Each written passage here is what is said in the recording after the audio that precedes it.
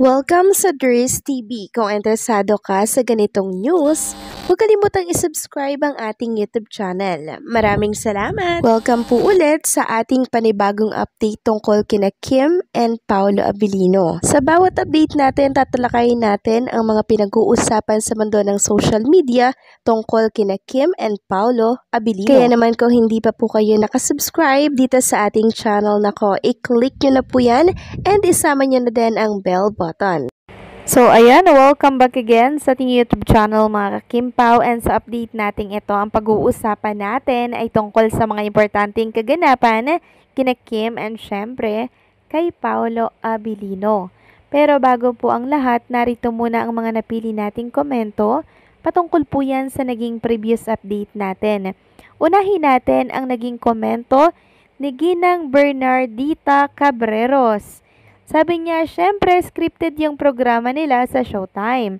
And I'm sure, not recognizing Kim of the event is a plan to catch the attention of the audience. Of ever, it is true that he can't recognize Kim, then he is not updated of the movie world. Very poor contestant that can't recognize the most important person in the movie world. Yes po, agree ako sa naging komento ninyo, Ginang Bernardita Cabreros. Hindi po updated yan, no mga Kimpaw, tama po. Kasi si Kim Chiu ba naman hindi makilala, di ba? Imposible naman yun. Kasi si Kim lang naman at si Paolo Abilino ang most popular love team ngayong taon. Tapos hindi kilala, di ba? Patawa lang, te. Kaya yung hindi nakaka-recognize kay Chinita Princess doon sa It's Showtime, possible na malabo yung mata or hindi siya updated, di ba, sa showbiz world sa mga nangyayari kay Kim, kay Paolo at sa ibang mga artista. Pero tayo kasi, mga kakimpaw, talagang updated tayo. And imposible na lamang talaga yung mga hindi nakakilala kay Chinita Princess. It's either malabo ang mata, then hindi siya updated, outdated siya, no? So, agree ako dito sa naging komento ng isang Kakimpaw fan natin. And yung nagsasabi na dapat daw palitan si Chinita Princess sa It's Showtime, wag ka nang makialam. Kasi hindi ikaw ang producer ng naturang programa. Kasi ang producer, alam niya na kung aling host yung merong pakinabang sa kanila, aling host yung nag-aangat ng kanilang mga ratings, 'di ba? Samantalang next comment naman mula ito kay Angela J. Sabi niya, "Hey bashers, Shubi can be compared to her own level or close age, but not Kimi. The viewer who didn't recognize Kimi is one sarcastic liar. What a pity. At any rate, Shubi seems respectful of Kimi.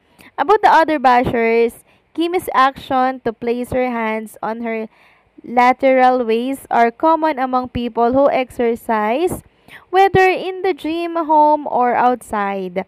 It is a sign of confidence from the exercise or defiance from temporary fatigue needing some breath catching. So, basher, do you exercise?" About Achi, the contestant, Achi pala. I know Kimi would have a soft heart of him because his name sounded Aki. Pau-san with no malice whatsoever. Sure enough, the basher was not a Kim Pao fan because she didn't ride on Kim's joke. With shoulder rest, Pau and Aki, his son, look alike and Kimi likes to rest in Pau's shoulder at time. So maraming salamat sa komento, Ginang Ma'am Angela, no? So, tama po kayo sa tatlong naging komento nyo dito sa mga naging update po natin, ano?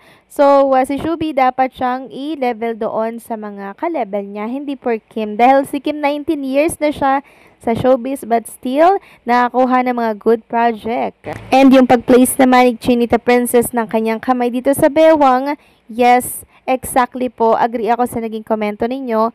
Ito ay tanging ano lamang talaga. Alam mo, pag napapagod ka, ganyan din ako pag nag-exercise. Parang satisfying pag nakapamewang ka, mga Kimpaw, tapos humihinga ka ng malalim. So, yun mga Kimpaw. Walang tampuhan si Kim and Paolo Abilino, okay? So, ayun, maraming salamat sa komento ninyo. God bless po sa inyong lahat. So, eto na, may good news tayo sa The Alibay. So, third week pala, mga Kakimpaw, ay babalik na po sa pagtitaping si Kim and Paolo Avellino sa The Alibay. Sabi nga dito, naghahanap po ang isang, hindi ko alam kung isa ba siya sa team ng Alibay. Naghahanap sila ng mga kalalakihan na kung saan ay parang extra or talent for ABS-CBN Alibay from July yan to December. Sabi nga dito, we need more lalaki na pang extra talent for ABS-CBN teleserye of Kim and Pao Anhi sa Cebu, issued from 3rd week this month of July to December 2025. Some roles for continuity og ang uban na PUD script lines. PUD will be provided for talents with talent fee, police, security guard, businessman looking, driver, and other male role. Age 19 to 55 years old daw.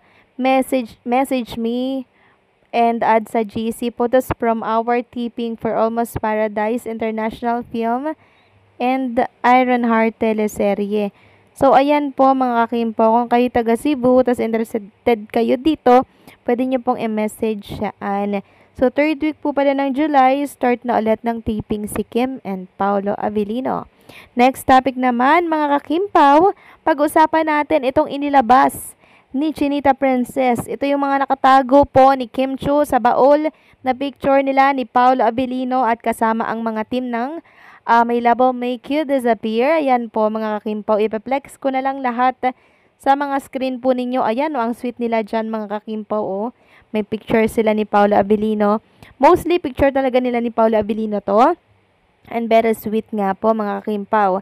Sabi nga po ng ilang mga Kimpaw fan, ako, sa wakas, inilabas na din ni Chinita Princess yung mga nakatago sa baol na picture nila with Paolo Avellino. At sa huli nga po ng picture niya yan, mga kakimpaw, makikita yung bridge na pinag-shootan nila dyan. Tapos may nakalagay dyan, mga kakimpaw, na My Love Will Make You Disappear. Ayan po, parang may nakasulat dyan.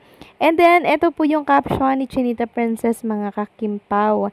Sabi niya po dito, honestly, lost track of how many rain scene we had while filming this movie.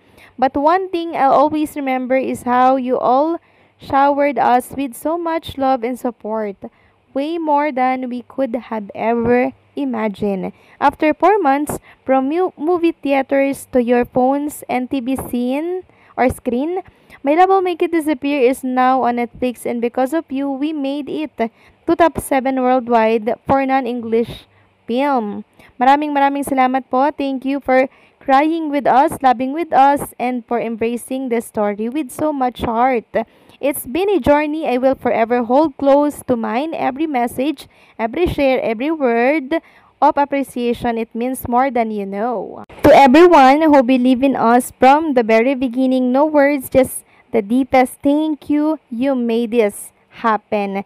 And nakatag nga dito ang Star Cinema, si Bidanes, Chris Gasman, and syempre ang Netflix. So, ayun, sa wakas, nilabas na din po ni Kim Chiu yung mga picture nila together ni Paolo Avellino. And yung second movie ni Paolo at Kim, abangan din po natin yan, okay? So, paano mga kakimpaw, hanggang dito na lamang po ang update natin. Maraming salamat sa patuloy na pagsuporta.